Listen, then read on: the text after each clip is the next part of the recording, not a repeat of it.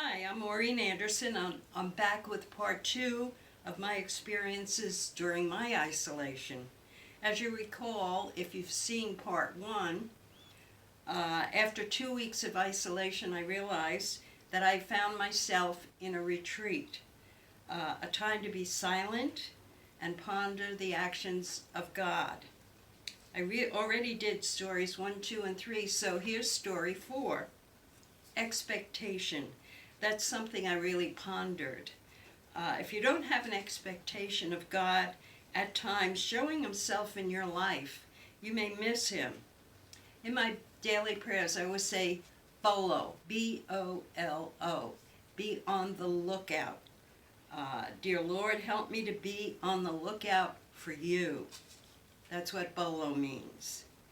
I envision myself spending a lot of time with God in heaven, saying to him, that was you were there, you did that miracle. And then this morning I came across one of my favorite scriptures. It's from Jeremiah, and I think it really emphasizes the point I'm trying to make, expectation. And I'm just going to read it. And it's Jeremiah. For I know well the plans I have in mind for you, says the Lord. Plans for your welfare, not for your woe. Plans to give you a future full of hope. When you call me, when you go to pray for me, I will listen to you. And when you look for me, you will find me. Yes, when you seek me with all your heart, you will find me with you, says the Lord. Now, in those last couple of sentences, he doesn't say, I will come to you. He says, I am already with you. Okay, number 5, I have a dog story. My friends will tell you I always have a dog story. My dogs teach me a lot about God and a lot about myself, and shouldn't everything really teach us about God and about ourselves? Anyway, I have 2 Labrador retrievers, both are rescued, and I have a fenced-in yard, a very large yard, and so when I'm in the yard, the dogs are with me, enjoying nature. And a couple of weeks ago, I was in the yard and I remembered a story that happened last year. I was in the yard doing some sort of a project, I don't remember, and then I suddenly heard a boom of thunder in the distance. Now, just about all dogs are afraid of thunder, even terrified. Many have to be tranquilized when a storm is approaching.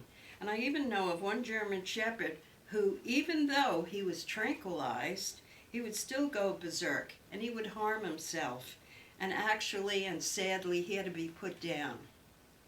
Well, last year, upon that distant boom, which my dogs also heard, one dog immediately ran through the doggy door, up the stairs. I knew where she was going, up the stairs, through the family room, and into her crate for protection in the ordinary, in the familiar that she knew.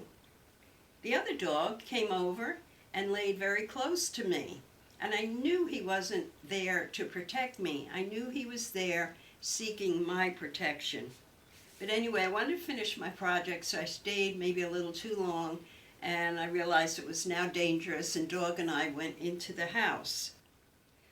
And I think we all have times in our lives when the boom of thunder comes our way, times of fright, insecurity, uncertainty, sadness. And I was thinking about, which dog am I? Hopefully none of us are the German Shepherd who didn't know that he could control his choices. But which dog am I? Am I the Labrador Retriever who seeks safety in the house, in the ordinary, and even run to the darkness of the crate, where maybe I can hide from it, maybe I can not think about it, maybe I cannot deal with it in the darkness of the crate? Or am I the dog who stays by my master's side, as I know that is where I will find protection and comfort? Which dog am I, and which dog are you? And then the next subject I was thinking of was be transformed. Okay, when I was going through paperwork to recycle just about 99% of it, I found this, and I realized right away why I kept it.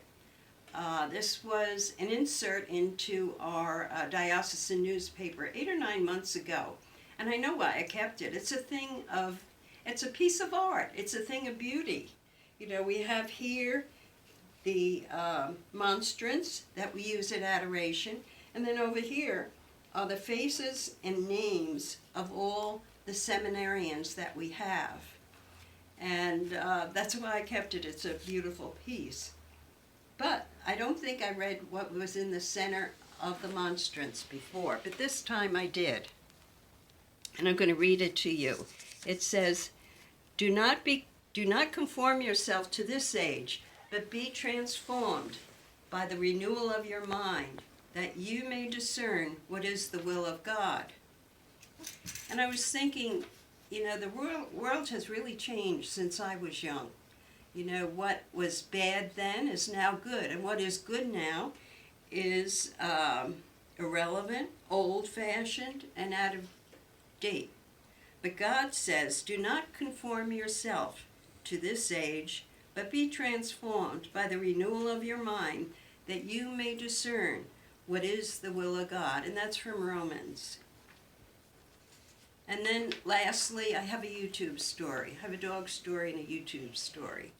I wanted to program my Alexa, my Echo Dot, to make phone calls and send messages for me and to be my servant. I want to have a servant. So Alexa got the job. So I figured I'd go into YouTube and ask how to program Alexa. But when I typed into YouTube, immediately what came on my screen was a testimony of a Father David Calloway. Now, I've never heard of David Calloway. Many of you probably do know him, but this was my time to be introduced to him. And I thought, oh, let me finish my mission. But then I had 20 minutes. I figured it'd be a 20-minute talk, and I had the time. So I clicked on go, and it ended up being a 55-minute testimonial. But I was mesmerized after the first paragraph. I was glued to it. In fact, I could really relate to it. He was a young priest, and his story was that he grew up in a Navy family. Well, that's my children's profile. I have 4 children, and they grew up in an Army family.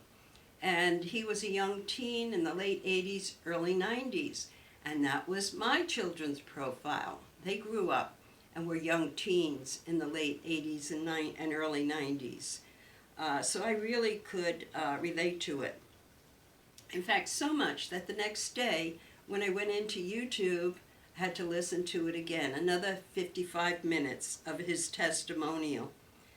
And I highly recommend that you look for the testimonial that popped up on my screen. When I went into YouTube the second time, I saw that he had probably about 3 different testimonials, and he had filmed a couple of segments on different subjects. But the testimonial that popped on my screen was filmed by EWTN in 2007, but it's just as current today, as our cultural changes today are the same as in the 80s and 90s, or even worse. And you may relate to it as maybe you grew up and were a young teenager in the late 80s, early 90s. Or you have teenagers now. So the one to look at it's called David Calloway, How an Episcopalian Became a Catholic. And it totally has nothing to do with Episcopalians. It was really mislabeled. So that's time to end my ponderings. Number 1, never waste a crisis. Number 2, ponder everything. Look for God under every bush. He's probably there. Don't miss him. Have a God expectation. And in times of danger and fright, be the dog who chooses God's protection. Find a friend that you can God talk with and watch Father David Calloway's. And for you wonderful non-Irish people, it's Calloway. Watch his testimony on YouTube. I hope to see you all soon. Blessings.